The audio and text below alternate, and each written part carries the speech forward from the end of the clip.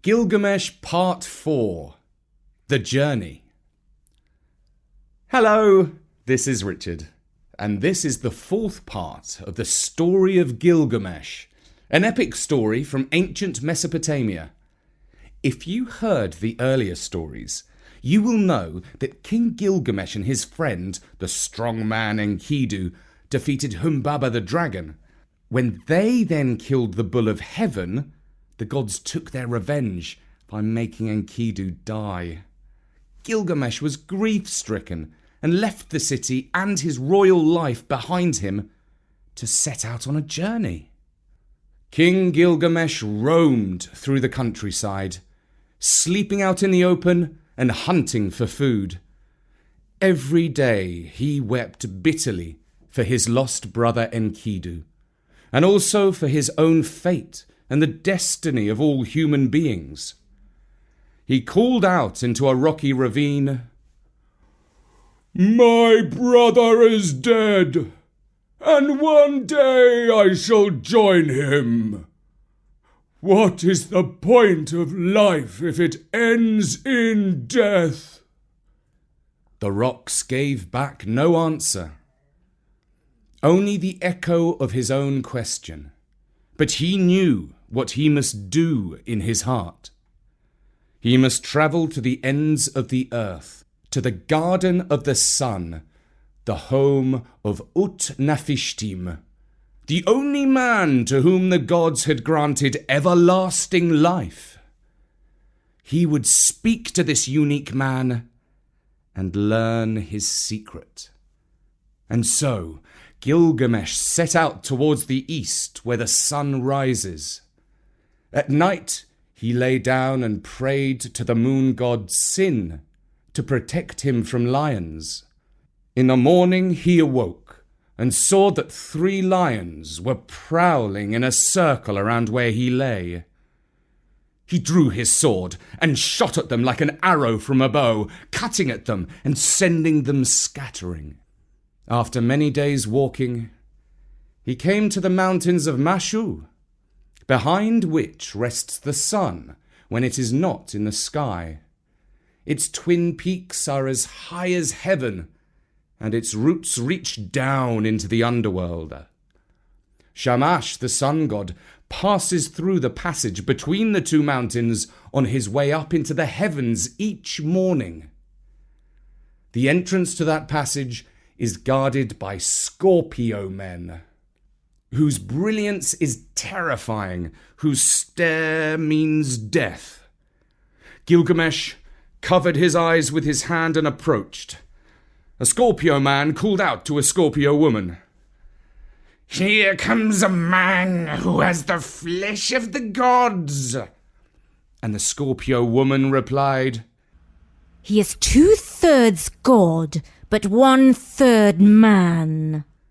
Then the Scorpio man called out to the bold stranger, "Why have you come to this distant and dangerous place?" And the king replied, "I am Gilgamesh, and I have come to seek Ut-Nafishtim, the faraway, who stood before the gods in their palace and demanded eternal life." The Scorpio man looked Gilgamesh up and down and saw that he was strong, but mortal, and he replied, "Before you see Ut-Nafishtim, you must pass through the sun god's passage between the 2 mountains of Mashu, and that is not possible for a mortal man. It is 12 miles long and dark all the way. There is no dawn and no dusk, only darkness and cold." And Gilgamesh replied, "I and my beloved brother Enkidu fought and killed the dragon Humbaba, whose voice was the flood, whose mouth was fire, whose breath was death. I am not afraid of the dark like a child." And the Scorpio man stood aside from the entrance to the passage of the sun god and said, Go, Gilgamesh, and may you reach your destination safely. Gilgamesh entered the passage between the two mountains, and all was dark. Soon a howling wind began to blow down the tunnel. He held his hand in front of his face, for the wind was bitterly cold. On he walked, for mile after mile through the darkness, until at last he saw the light of the sun before him. He stepped out into the open world. All around him was incredibly bright and dazzling, as the sunlight danced on the grass and the fruit of the trees and the lapis lazuli that lay between the rocks. And Gilgamesh walked down to the sea and found an inn that was kept by a woman who was busy brewing beer in great vats. The woman looked at him with wonder. Here was a traveller, dirty, ragged, and covered in cuts. All he wore was the skin of a lion, and that was filthy. In her heart she was afraid that he had come to kill her and steal her beer. She retreated inside her inn and bolted the door 3 times. Soon Gilgamesh reached the inn and hammered on the door, calling out, "Woman! Why did you look at me and then go back into your inn and bolt the door as if you feared that I might kill you and steal your beer? Open up, or I will smash the door down with my fist." And he beat the door like he meant to break it. Who are you? Called out the woman from within. "I am King Gilgamesh. With my friend Enkidu we destroyed Humbaba, and we slaughtered the bull of heaven, and we strangled lions with our bare hands. There is no need to fear me, for I am truly he." If you really are King Gilgamesh, said the woman, how come you are so dirty and cut all over, and only wear the filthy skin of a lion? "My heart is wasted with sadness by the death of my dear brother and friend Enkidu," replied Gilgamesh. "And now I am afraid of death, and I have left the glistening city of Uruk to roam the world and to seek the secret of immortality. How could I stay at home, silently waiting for my fate, when Enkidu, whom I loved, is turned to clay?" On hearing this, the woman opened the door of the inn and allowed him to enter and sit down at a table.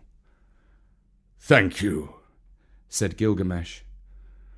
"Now please tell me, how can I find Ut-Nafishtim the Faraway, who demanded the secret of everlasting life from the gods in their palace?"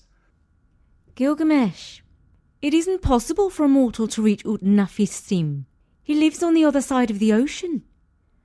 Who besides Shamash the sun god has crossed the ocean? When she saw the look of anger in his face, she added, "But if you are determined to try to cross the ocean, then you must go down to the woods and find the ferryman of Ut-Nafishtim, the faraway. It is possible that he will carry you across the waters." Gilgamesh immediately picked up his sword and ran down to the woods. There he found the ferryman, chiseling a stone into the shape of a serpent for the prow of his boat. The ferryman looked up from his work and stared at the stranger. "Who are you?" he asked. "And why do you look so weary, like one who's made a long journey? You're dirty, and your skin is cut all over, and you're dressed in the filthy skin of a lion. What kind of a man are you to appear like this, with your eyes popping out of your head, like you've gone completely mad or something?" And the eyes of Gilgamesh burned in his head as he overboiled with rage.